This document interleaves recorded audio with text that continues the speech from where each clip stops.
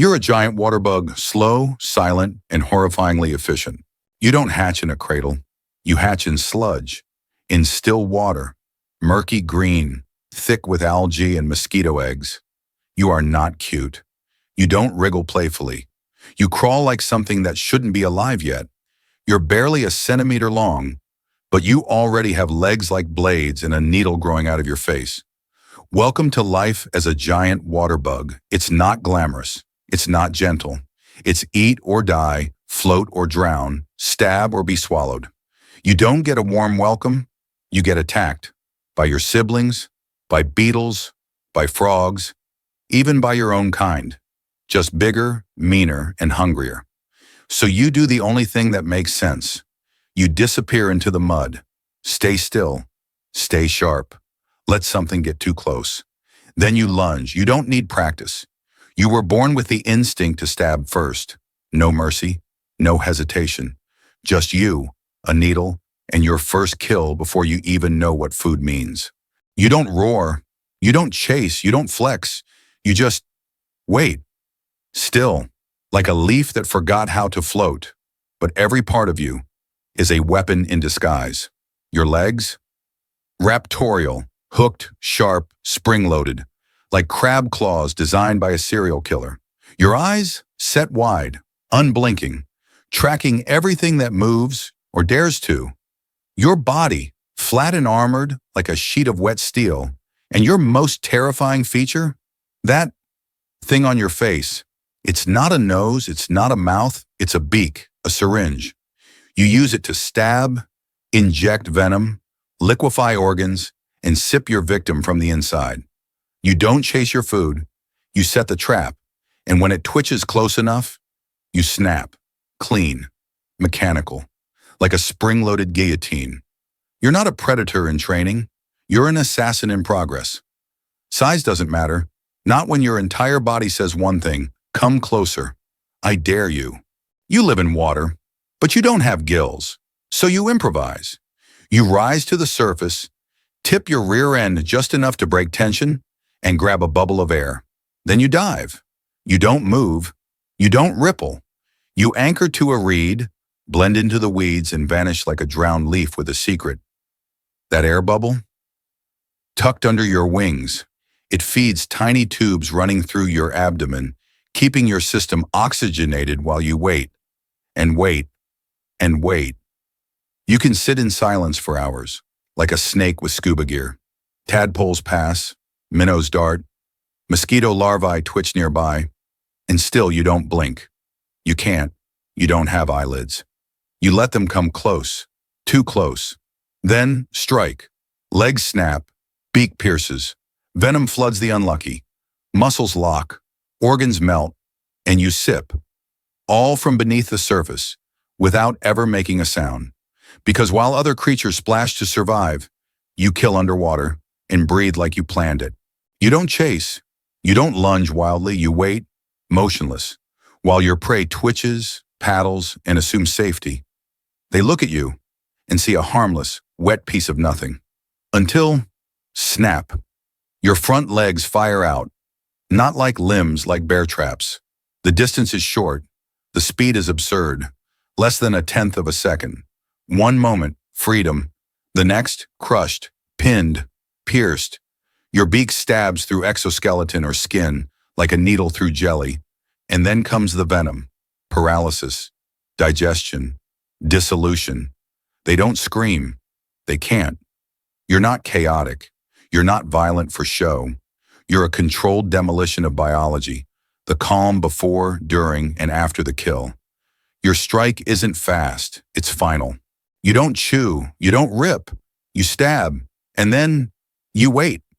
Your prey twitches once, twice, then still, because your saliva isn't spit, it's biological acid. You inject it through your beak, deep into the body, and it gets to work. Muscles melt, organs dissolve, bones softened.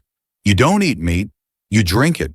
Everything that once made your prey move, breathe, exist, now flows back up your beak like protein smoothie through a straw. One suck, two, you're full. All that's left? A deflated skin suit floating in silence, like a warning sign with no sound. You didn't rush. You dined. No crumbs, no cleanup. Just digestion from the inside out. You're not messy, you're methodical, and if anyone says you're a monster, they clearly haven't tried eating with precision. You don't hunt what's easy, you hunt what's alive. Fish? Yes. Tadpoles? All day. Frogs? Absolutely. You've even taken down baby turtles. Snakes? Birds that got too close. Size isn't a threat, it's a challenge. You float beneath them, still as shadow. Then, strike. Pin the gills. Grab the leg. Beak goes in. They thrash. You tighten. It doesn't matter if they're faster. You're already pumping venom. They go still, and you sip your prize like nothing ever fought back. Sometimes you lose a leg. Doesn't matter. You grow it back. That's right. You're not just a killer, you're a regenerating killer. In the swampy silence of your world, the big don't rule. The brave do. And no one is braver or colder than a bug who drinks snakes for lunch. In the animal kingdom, most dads disappear after the fun part. Not you. You're the one left holding the eggs. Literally. After mating, the female glues her entire clutch, sometimes 100 eggs, right onto your back. Your armor becomes a nursery, and she's gone. Now it's your job to carry them, clean them, aerate them. You can't dive too deep. You can't fight too hard. You are a floating baby carrier with assassin legs, and you take it seriously. Because if fungus grows, or if they dry out, or if a fish gets curious, that's 100 lives you failed to protect. So you paddle gently, surface often, and swat anything that gets too close. You don't brag, you don't post pictures. You just keep your back full and your beak ready. Because being a giant water bug dad means one thing: protect the eggs, or become the reason they never hatch. You're not in a hurry. You don't sprint. You don't chase shadows. You wait. Under leaves, under lily pads, under silence. Other hunters get anxious. You get still. Your target wiggles, paddles, gets closer. You measure every angle. Distance, light, current. It moves again. You don't. Not yet. Because you don't act until it's perfect. And when it is, snap. Legs slam shut. Beak goes in. No struggle. No sound. Just one clean puncture and a full body shutdown. One chance. One shot. You don't get second tries, but you don't need them. While others race to eat, you wait to win. And in your world, patience doesn't just pay off. It feeds you. Let's be honest, you're terrifying. Big, flat, alien-looking. You hiss when grabbed. You bite if threatened, and your bite, it hurts. You're on lists like top 10 most painful insect bites and bugs you definitely shouldn't pick up, please. People scream, drop you, run away, and then they come back with a net, a pan, a little oil, because in some places, you're dinner, street food, protein, snack, a delicacy dipped in chili sauce. Your insides, nutty, crunchy, slightly shrimp-like. Your scent glands, sometimes used as flavoring in sauces. Your wings, pulled off like shellfish. You go from, oh my God, what is that? To, needs more garlic. You scare people. But fear isn't enough to save you. Because once humans get curious, they turn everything into food. Even monsters. You're not a meme. You're not a plush toy. No animated movies star you. No one wears a Save the Water Bug t-shirt. But you're still here, beneath the duckweed, under logs, inside stagnant ponds that never get a second glance. You don't make noise. You don't glow. You wait. Silent, motionless, beak ready, legs primed.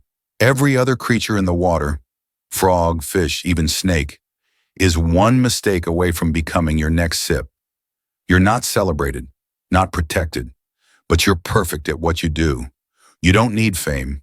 You need still water and just enough shadow to make prey feel safe. You are the quietest nightmare in the pond, the assassin under the surface, the monster nobody talks about because nobody sees you coming.